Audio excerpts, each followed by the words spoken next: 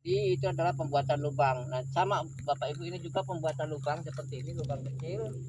Ini untuk nanam nanti serewangi. Oh. Saya lupa tadi yang menjelaskan bagaimana teknis pembuatan lubang. Yang pertama setelah membersihkan, membuat mal gitu, terus menggali itu memisah tanah lapisan atas dan lapisan bawah. Lapisan atas atau dikenal dengan nama topsoil dan lapisan bawah itu namanya subsoil. Nah, ukurannya berapa sih tanah lapisan atas itu? Ukurannya 20 cm ke bawah. Ya, dari atas 20 cm ke bawah itu topsoil. Sisanya subsoil. Nah, maka topsoilnya ditaruh sebelah kanan, subsoilnya ditaruh sebelah kiri. Nah, saat nanti nanam, ini Bapak Ibu saat nanam nanti yang didulukan setelah nanam, nanti siang Bapak Ibu akan nanam dengan Pak Edi. Ya. Nanam nanti dimasukkan dulu tanah yang topsoil. Nah, dalilnya apa? Alasannya apa? Alasannya karena kita menganggap tanah topsoil tadi penuh dengan unsur hara. Lebih subur dibanding tanah subsoil. Jadi dimasukkan dulu sehingga harapannya itu kondisi ruangan di dalam lubang tanam kita itu tercukupi makanannya, sehingga tanaman kita akan tumbuh dengan baik. Itu harapannya. Ya Bapak Ibu ya. Jadi saat nanam itu yang didulukan tanah lapisan topsoil atau lapisan A. Alasannya kenapa harus duluan? Lebih mengandung banyak unsur hara. Karena lebih banyak unsur haranya. Oke. Nah, ini yang apa namanya perlu sama-sama kita sepakati, sehingga nanti apa namanya seadanya ibu nanti bekerja, Bapak Ibu bekerja, punya anak buah, Bapak Ibu sudah bisa mengarahkan. Kalau ada anak buah Bapak Ibu nanti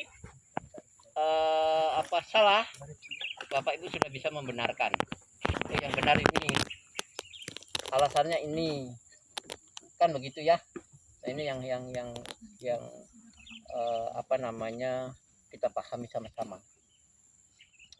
Nah, nanti saya itu kan jamnya setelah istirahat masih ada jam.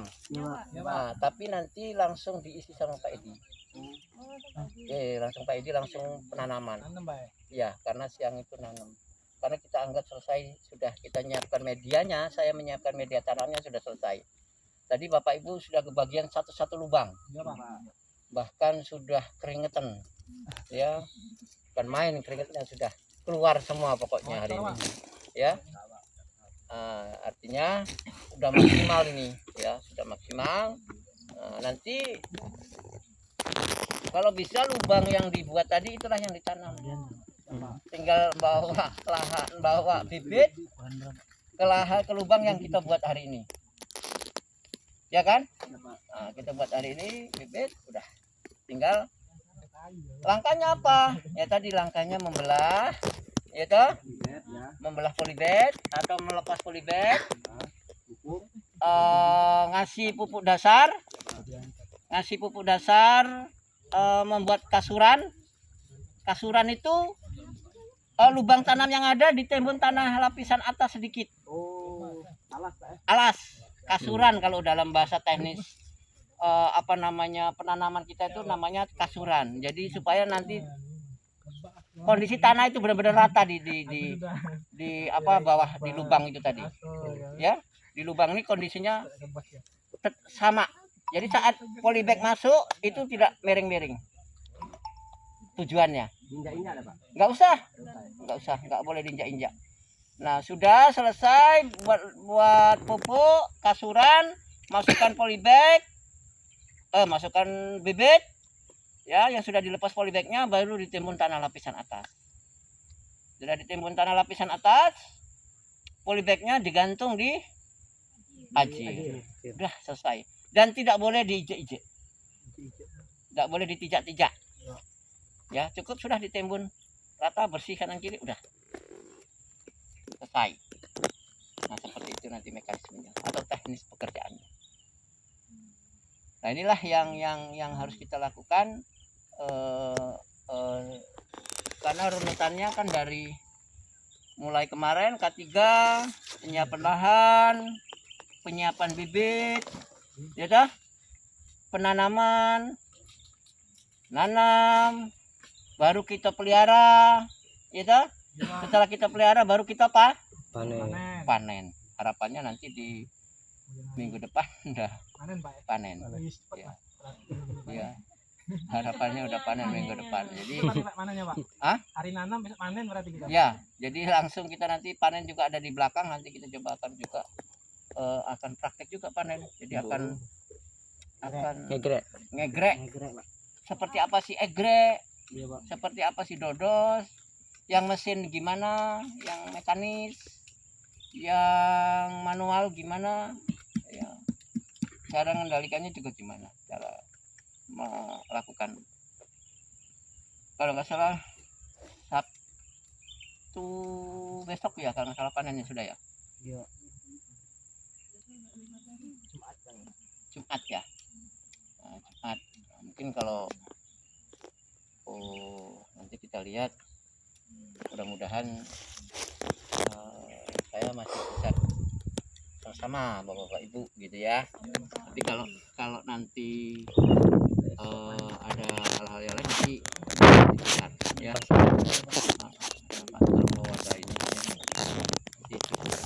Rabu panen. Rabu jam 12. Rabu sore. Siang. Kalau Rabu siang. Siapa? Kamis Bapak. Juga, Bapak. Kamis juga kan? Kamis juga panen. Bapak juga kan? Panen juga Kamis.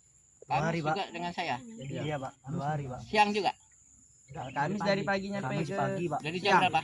Dari jam setengah 8 sampai jam setengah 12.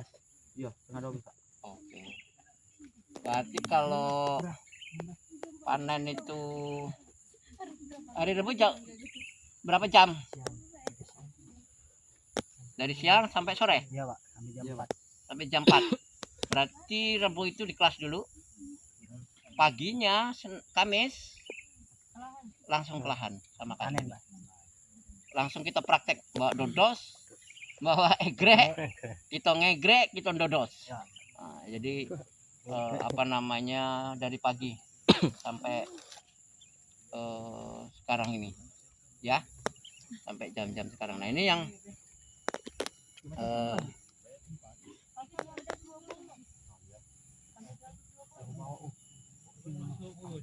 nah Bapak Ibu, adakah yang ditanyakan dari yang sudah atau teknis yang sudah dilakukan? Ada? Di sana dak? Di tempat Noren pertama tadi? Noren di situ? Iya, Noren. Timbun tanah. Timbun tanah itu kali Pak. Ya, timbun. Iya, timbun tanah itu. Ya gali-gali.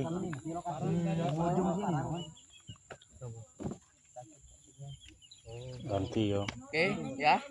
Jadi itu Bapak Ibu yang kita lakukan. Mudah-mudahan apa yang ada, yang hal-hal yang kurang paham atau kurang ini, kita tanya, boleh kita diskusi. Atau Pak, ada Pak? Cukup sementara. Nah, sekali istirahat dulu Pak ya. Ya Pak, istirahat dulu. Omnya ada? Untuk tadi Pak yang untuk pokok induk dan pokok produksi, yang itu bedakannya dari kapan Pak? Dari manusari kah atau manusari atau dari penanaman apa gimana? Nah ini Bapak Ibu ya, ada pertanyaan, gimana Pak kita ngetahui pokok induk dengan pokok produksi? Nah, jadi pokok indukan itu memang sengaja dibuat untuk kebun indukan. Artinya dia sudah disiapkan. Jadi misalnya kita mau buka lahan dari awal begini nih, misalnya lahan seperti ini dibuka, ini memang khusus untuk indukan. Jadi mulai sudah dari awal dia memang sudah dari untuk indukan. Artinya dia tidak dipanen yang 5/7, 6/7 itu tidak. Dia memang speknya untuk indukan. Jadi dia tidak panen untuk produksinya. Tanpa menggunakan rotasi, Pak. Ya, tidak menggunakan rotasi, tidak. Kapan indukannya ada, buah banyak, kapan indukan untuk indukan. Nah, maka indukan kalau dalam buah kelapa sawit stuck atau stagnasi buah, stuck buah, atau istilah petani kita track. Ya, inilah yang suka kekurangan camba di mana-mana. Karena kelapa sawit dalam kondisi track. Ya. Nah, biasanya kita suka pesen lama-lama, nggak track aja pesennya lama, apalagi track. Ya toh? Nah, inilah khususnya. Tapi kalau kebun produksi mah biasa ditanam untuk kebun produksinya. Ya kan? Untuk kebun produksinya ditanam biasa. Seperti kita menanam tanaman kelapa sawit untuk tanaman menghasilkan. Nah, itu. Tapi kalau indukan ya khusus dibuat berapa hektar indukannya. Kalau kita lihat misalnya PPKS itu dia punya kebun indukan yang luas. Ya, Sampurna Agro juga punya kebun indukan. Jadi dia tidak dipanen produksinya. Ya kan? Terus kalau kita ngomongin di karet, misalnya di karet itu ada yang namanya istilah kebun entres. Pernah dengar? Pernah dengar kebun entres? Apa itu kebun entres? Mata pelatihan. Bibit. Ya, definisinya jadi kalau kita susun kalimatnya